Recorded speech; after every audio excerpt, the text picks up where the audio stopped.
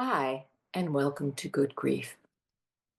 I'm Dr. Michelle Pedicola, and the subject for today is complex grief. Oh no, complex grief, another thing to worry about.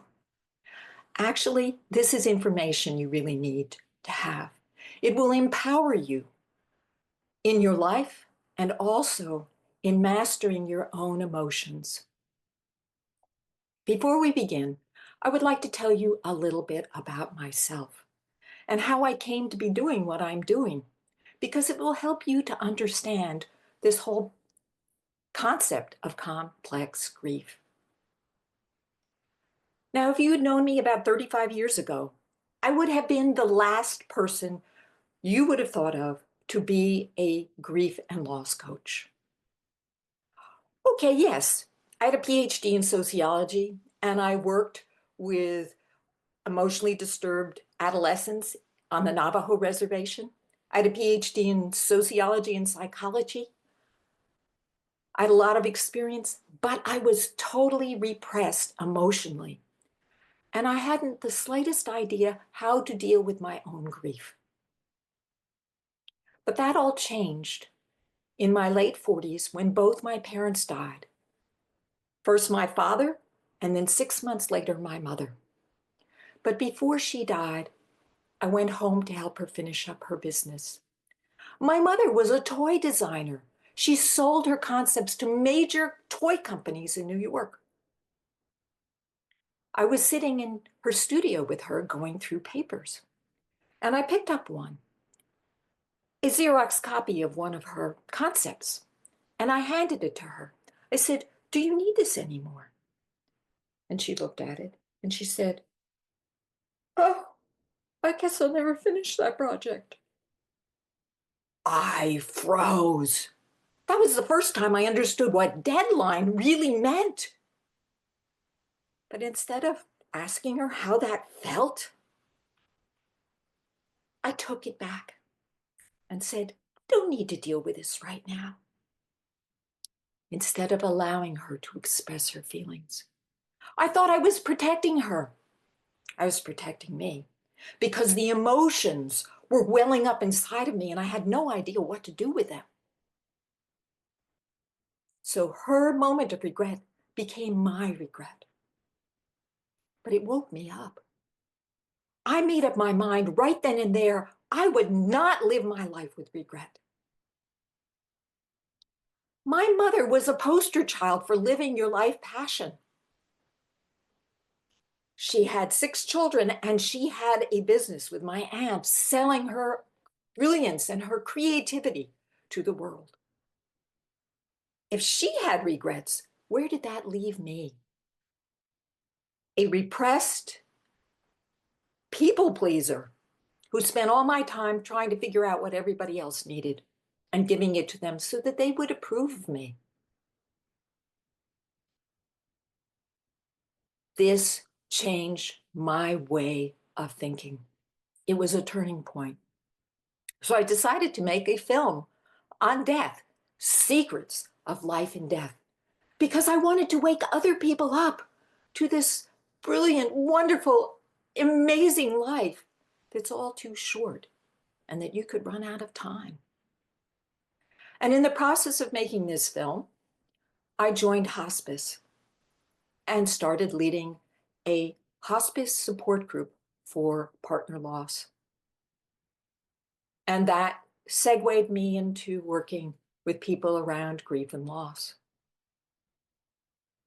But it has always been my mission to help people wake up. And I found that grief was an opportunity to wake people up, like it was for me. Did you know that 1 out of nearly 5 women over the age of 60 are on some kind of psychiatric drug, primarily tranquilizers or antidepressants? And that doesn't account for all the people who are self-medicating through medical marijuana, TV, texting, Facebook, overeating, or not eating at all. Why? Bronnie Ware, who was the best-selling author of The 5 Top Regrets of the Dying, said that the number one regret of the dying was not living a life true to yourself. This may have something to do with all those tranquilizers and antidepressants.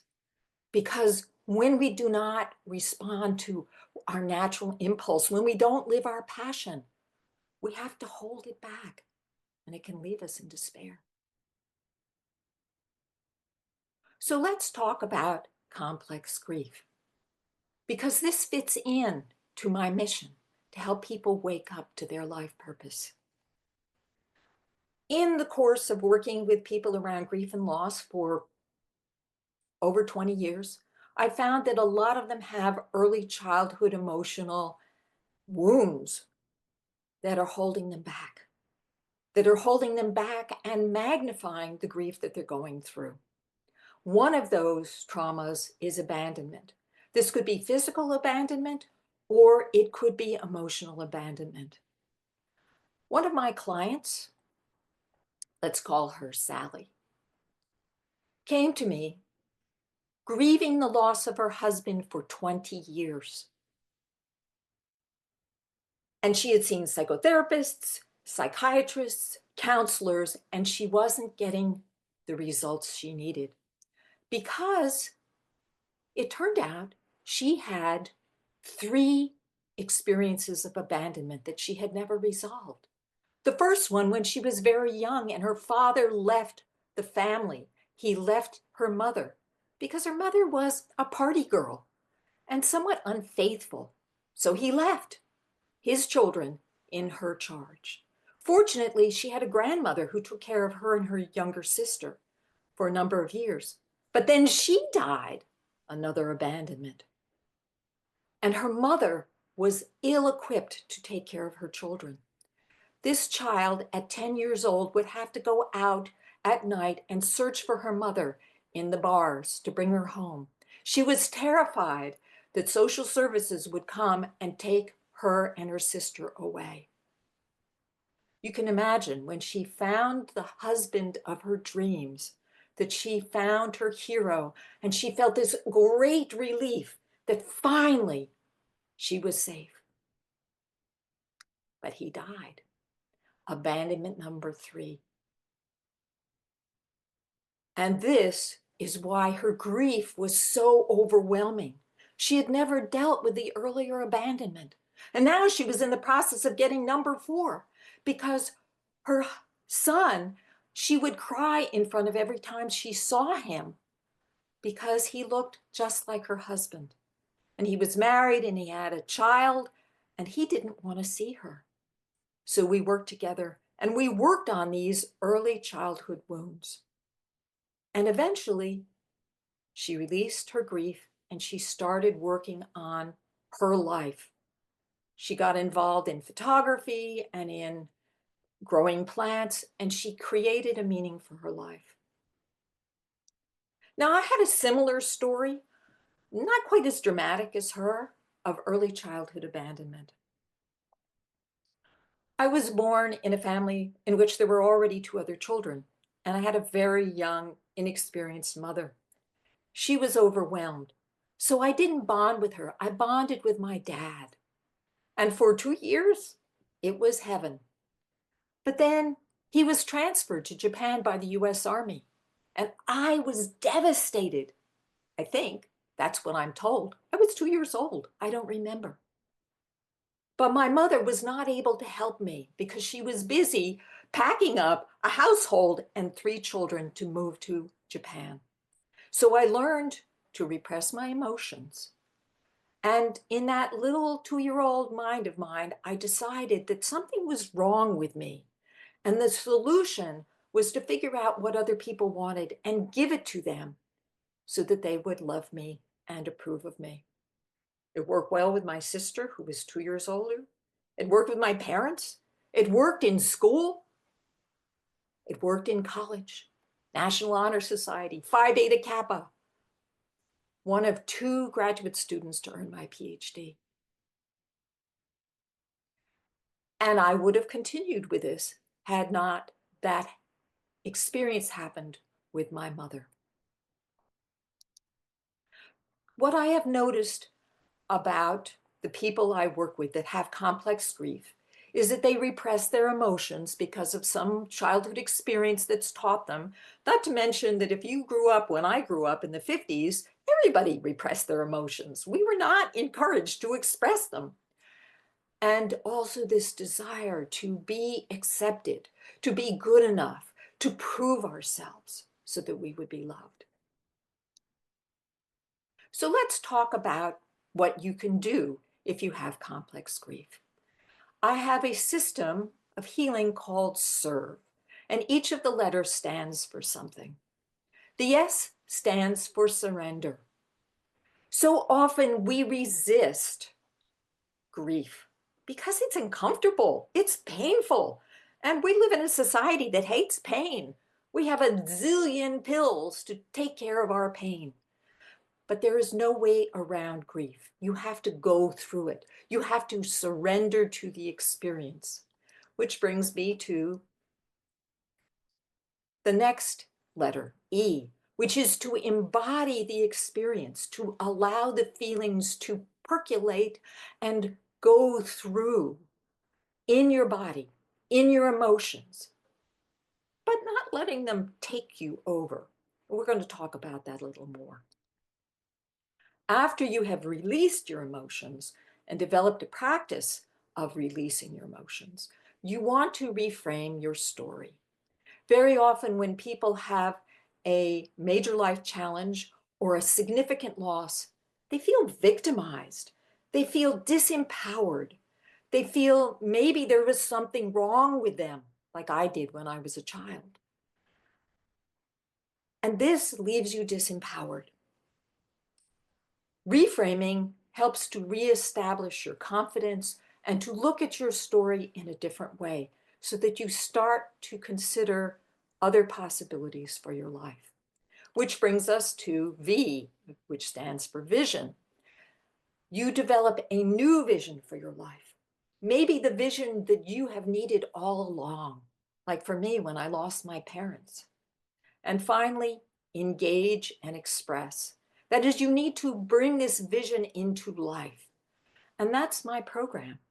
I help you not only get rid of, go through and heal your emotions and your grief, but to use that grief as fuel for creating your new life after loss. I would like to now take you through a demonstration. We're going to focus on E, embody. First, I would like you to hold your hand tight like a fist, like this, and hold it really, really tight. And don't stop holding it until I tell you to. What happens when we go through grief is it triggers an automatic response in the body of fight, flee, or freeze. This is a survival response. And our body experiences the loss of a significant bond as a threat to its survival. Because human beings are social species. We are literally wired to bond. And when that bond is broken, it is traumatic, and the body responds. Now, fight, flee, freeze doesn't do a lot of good for your grief. It actually delays the healing, but you can see a lot of examples of it, like people staying busy all the time, or traveling all over the world, or all over the United States, running away. That's flee. Or sometimes you see them getting involved in intense arguments with their siblings, with the doctors, with themselves. Maybe they beat themselves up because they feel like it's their fault, or they blame the person they lost. This is fight. Or maybe they get totally depressed and they can't move forward and they just kind of live their lives in this gray area. That is freeze. Now I want you to come back to your fist and notice what it feels like. Is it starting to get a little tired? Are you wanting to kind of open it up? I want you to imagine what it would be like if you were to hold this fist this tight for an hour? Pretty impossible, huh? Now imagine what it would be like for you to hold this fist for a whole day.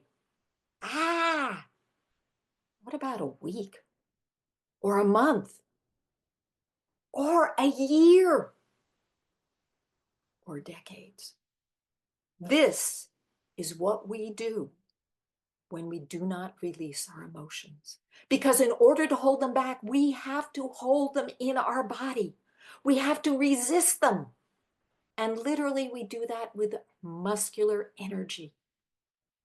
And when we do that, we prevent the fluids and the energy from flowing in our bodies. And over time, this can cause disease. I want you to open your hand very slowly and notice how it feels. Pretty intense, huh? That's what we do with our bodies when we do not allow our grieving, when we do not release it and heal it.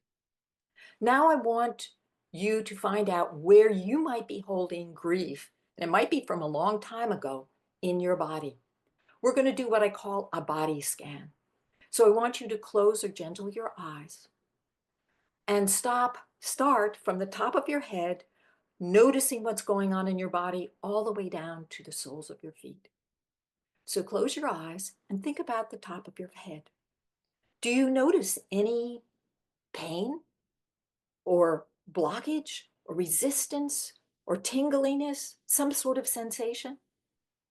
And now move down to your temples and the middle of your forehead. Is there any pain there? And then move down to your eyes and your sinuses. Is there any compression there? Any resistance? Any kind of feeling or sensation there? Difficulty seeing? Sneezing a lot? Maybe there's tears wanting to come out. And go down to your jaws. Is there any tension in your jaws? You might want to move your mouth and see if there's any tension. Do you grind your teeth? Do you find yourself clenching your teeth? And then move down to your throat. How does your neck feel? Do you have freedom in your neck? And how about your shoulders? Do they cave forward in a protective stance? And moving out to your arms, your elbows, your wrists, your fingers. Is there any resistance, any blockage? And moving down to your chest, to the lungs and your heart, do you have a difficult time breathing? Is there a resistance? And moving down to the upper belly below the diaphragm, which is called the solar plexus. How does this feel? Does it feel blocked? Does it feel solid and heavy? And moving down to your belly, how does your belly feel? Have you been stuffing it with a lot of food so it doesn't feel? This is your creative area. And then down to your pelvic floor, your buttocks, your legs, all the way down to your knees, your calves, your ankles, and your feet. This is all about safety. Now you have maybe identified one or several places where there is a blockage. I invite you to focus on the one that is speaking to you loudest, that's making the most physical noise, and focus on it. Maybe it's your heart. Maybe it's your jaw. And focus on that area and say, hello, heart, I'm here for you. I'm noticing you. I'm listening. I know I haven't been paying attention to you for a long time, but I'm here now.